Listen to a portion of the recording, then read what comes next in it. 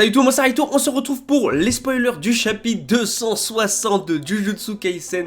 Wow. Là franchement c'est un chapitre qui a littéralement fait exploser internet parce qu'on a peut-être le retour de Gojo. On va en parler tout de suite, c'est parti. Je vais aller direct à l'essentiel, je vous donne clairement les infos sur le chapitre sans perdre de temps. Alors attention, préparez-vous, écoutez bien ce que je vais dire tout simplement parce qu'il y a du croustillant. Donc n'hésitez pas à liker et à partager et bien sûr à vous abonner si vous aimez Jujutsu Kaisen. On en parle du coup à chaque chapitre. Donc attention, j'ai dit écoutez bien. Donc déjà le chapitre 260 va commencer par expliquer en fait que Todo il a compensé son bras gauche qui est manquant avec un instrument qui est appelé le Vibra Slap.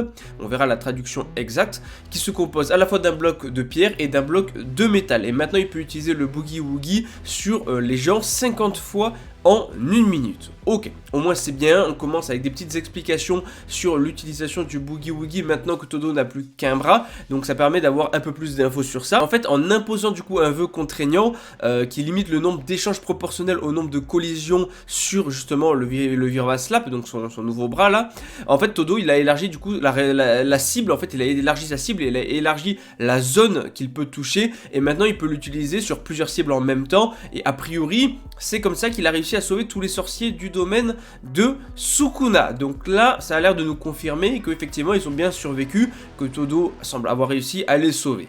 Alors, en fait Sukuna lui il est complètement déconcerté par l'attaque combinée entre Todo, enfin avec Todo et Yuji, et en fait Sukuna même limite il est irrité par l'apparition improbable en fait de Todo et il évite certes son coup de pied et en fait voilà il a vu en fait que Sukuna esquivait assez facilement ses coups, donc Todo va échanger Yuji avec un morceau de caillou qui a été jeté directement vers Sukuna et on a Yuji qui va parvenir à le frapper assez fort. Donc en vrai on a un très bon duo où justement en fait Yuji va être échangé avec tel ou tel objet grâce au pouvoir du coup de Todo, et donc tous les deux ils vont essayer de faire des combinaisons pour essayer de toucher Sukuna. Là ça a marché puisqu'effectivement Sukuna a été touché, donc Todo lui va continuer d'échanger Yuji constamment. Sukuna lui se rend compte que Todo il peut changer la limite des échanges par collision du Vibra Slap.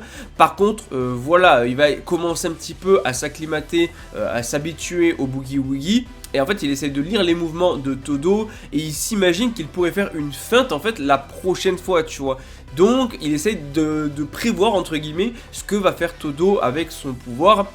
En vrai de vrai il s'est fait avoir puisque finalement il pense que Todo en fait va faire une feinte là. Sauf que en fait Todo ne change pas Yuji à ce moment là. Il se prépare du coup à frapper Yuji et en fait il se fait avoir puisque Todo va échanger directement la pierre avec le corbeau de Mei Mei à la place, ce qui fait que du coup il a réalisé son erreur, certes trop tard. Il va tenter de couvrir son angle mort, sauf qu'en fait Yuji est déjà là, il s'est fait complètement avoir complet par Todo et par Yuji, et t'as Yuji qui avait utilisé le Black Flash et carrément il va transpercer, déchiqueter Sukuna, il va transpercer la poitrine de Sukuna.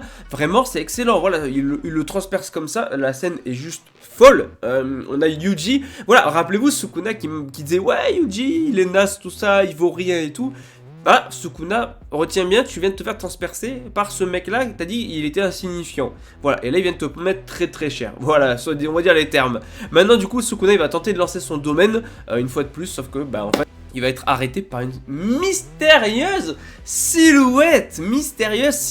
Là, qui ça peut être? Et là on a le narrateur qui dit que cette silhouette là c'est le fantôme le plus fort que Sukuna a tué de sa propre main, dont les yeux sont indubitables, dont les yeux en gros sont surpuissants, sont transperçants. Je sais pas exactement quelle sera la trad là-dessus, mais qui a été tué par Sukuna avec des yeux incroyables, qui est du coup le fantôme du plus fort, qui est le plus fort qu'a tué Sukuna, c'est Gojo. On voit une silhouette qui ressemble énormément à Gojo. Oui, on voit une silhouette qui ressemble à Gojo à la fin du chapitre, voilà, donc là je suis allé directement à l'essentiel et tout. Alors Gojo ou pas Gojo, voilà, est-ce que quelqu'un a pris le contrôle de son corps, ou est-ce que c'est bien Gojo qui est encore en vie, ou bien autre chose? Et on verra ça dans la review, puisque là je suis allé direct à l'essentiel pour vous donner les infos sur ce chapitre qui s'annonce assez fou quand même, faut se le dire. Voilà, donc à très bientôt pour la review du chapitre 260.